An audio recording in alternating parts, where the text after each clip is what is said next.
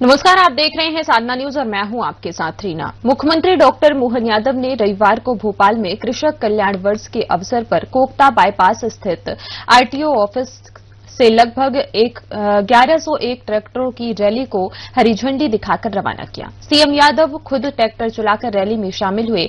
इस दौरान उनके साथ कृषि मंत्री एंगल सिंह कंसाना, विधायक रामेश्वर शर्मा भी ट्रैक्टर पर सवार हुए। कृषि से जुड़े 16 मंत्रालय करेंगे काम।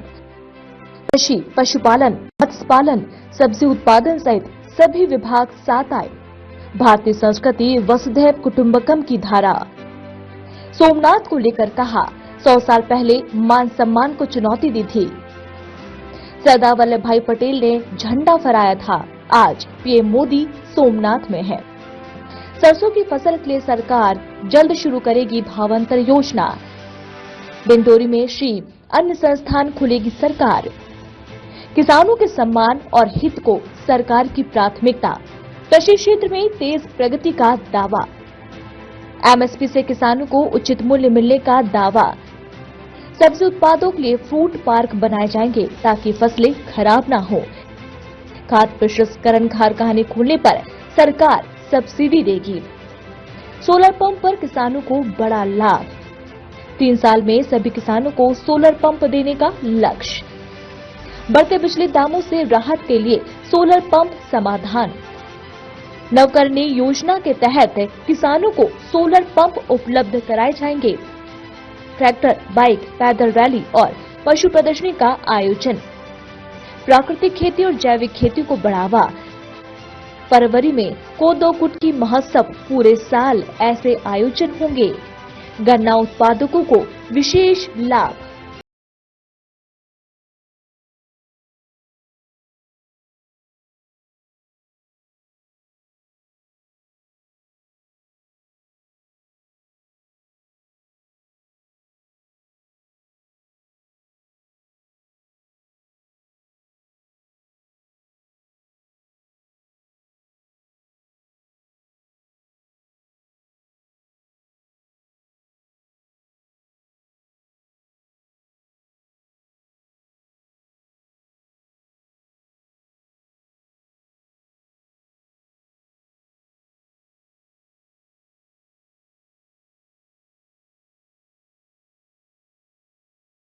मुख्यमंत्री डॉक्टर मोहन यादव ने भोपाल में कृषक कल्याण वर्ष के अवसर पर कोकता बाईपास स्थित आरटीओ ऑफिस से लगभग 1101 ट्रैक्टरों की रैली को हरी झंडी दिखाकर रवाना किया।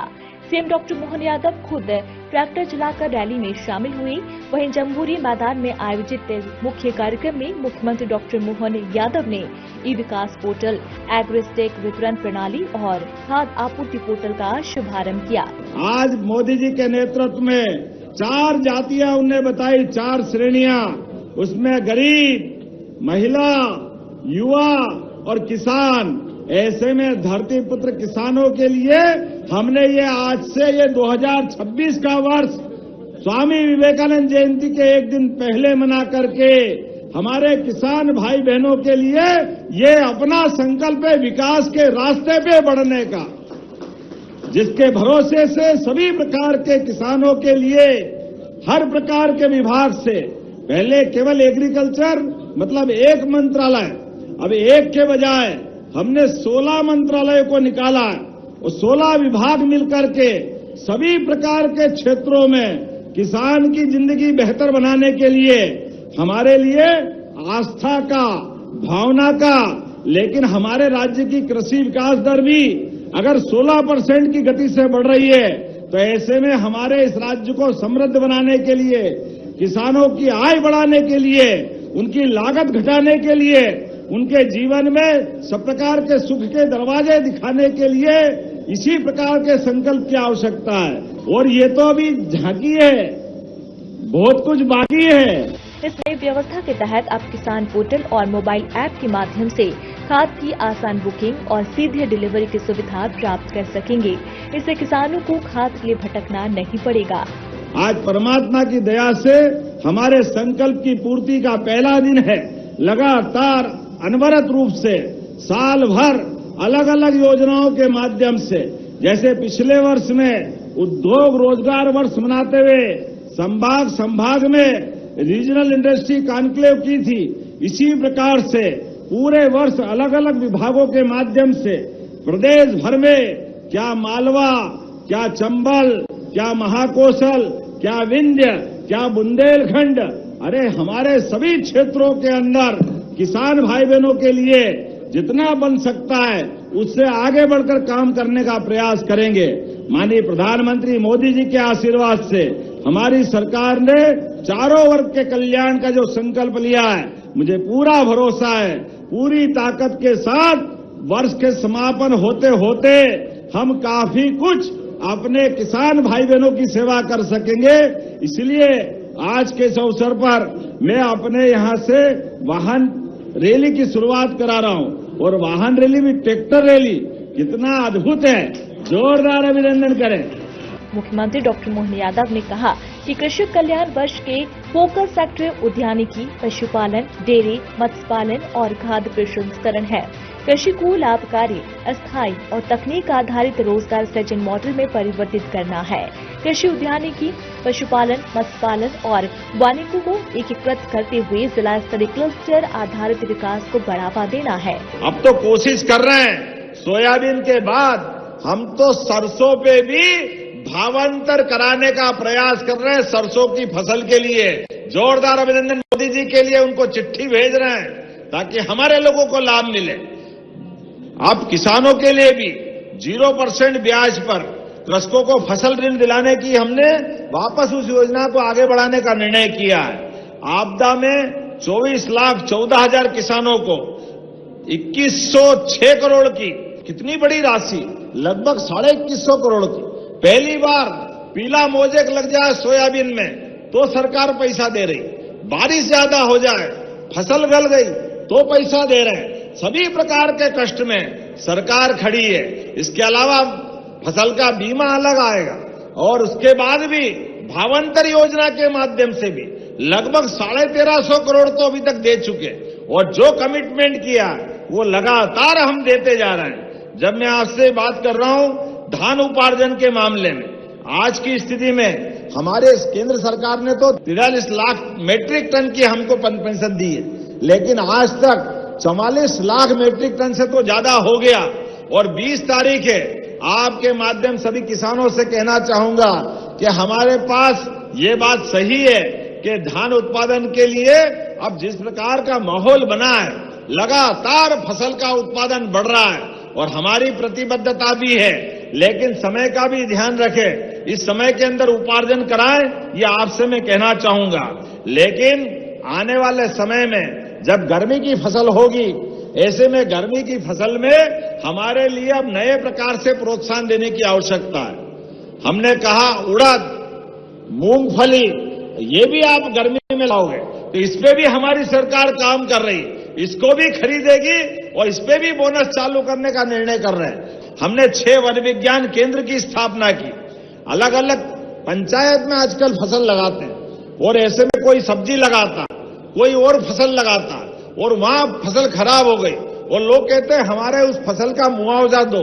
अब पैमाना आधुनिक रूप से हमको कोई कृषि मापक यंत्र के माध्यम से अब ये हो जाएगा, बारिश कितनी हुई या फसल का नुकसान कितना हुआ, इसका आधुनिक तकनीक के माध्यम से जितनी मदद कर सकते हैं किसानों की, वो मदद करने के लिए भी हम आगे बढ़ रहे हैं। इसी के साथ उच्च उत्पादकता, प्राकृतिक खेती, डिजिटल सेवा, कृषि प्रसंस्करण आदि के माध्यम से किसानों की आय में वृद्धि करना और कृषि आधारित क्षेत्र जैसे एग्री टेक, ड्रोन सेवा, एफपीओ प्रबंधन, खाद्य प्रसंस्करण, हाइड्रोपोनिक्स आदि में ग्रामीण युवाओं को रोजगार के अवसर प्रदान करना है।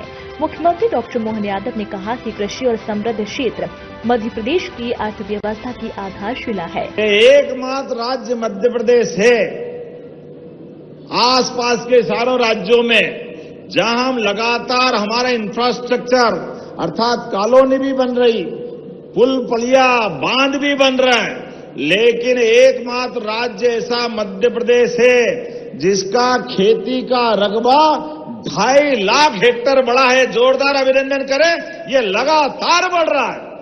ये पानी की सिंचाई के कारण से बढ़ रहा है। जब हम किसानों की बात कर रहे हैं तो 25 जिलों में इन 3 परियोजना से केन बेतवा नदी जोड़ो, पार्वती कालीसिंध और ताप्ती बेसिन मेगा रिचार्ज से लगभग 16 लाख हेक्टेयर क्षेत्र में पूरा बुंदेलखंड, चंबल से लेके मालवा तक और निमाड़ का इलाका, ये तीनों क्षेत्रों में 16 लाख हेक्टेयर क्षेत्र में सिंचाई होगी। 16 लाख हेक्टेयर में जोरदार अभिनंदन करें ये पूरे क्षेत्र के लिए। डिंडोरी में हम श्री अन्न अनुसंधान केंद्र की स्थापना कर रहे हैं, जिसके माध्यम से मिलेट्स में भी हमारा नंबर 1 आए और उसके लिए अब एमएसपी पे खरीदने की शुरुआत हमने की है। कोदो भी और कुटकी भी दोनों के एमएसपी सरकारी भाव, और इतना ही नहीं 1000 रुपया कुंटल अलग से हमारी सरकार दे रही, ताकि मोटा अनाज बना करके, मोटा अनाज हमारे किसानों के यहां हुआ करके उनकी आय भी बढ़े। इतना ही नहीं, आगे जाकर के गेहूं और सभी प्रकार के लिए अभी हमारे लोग कहते हैं, अरे भाई साहब आपने 2700 कहा था। हाँ, हमने कहा था 2700 और 5 साल के लिए कहा था। अभी तो ये हमारा 26 चल रहा है, 27 बाकी है, 28 बाकी है।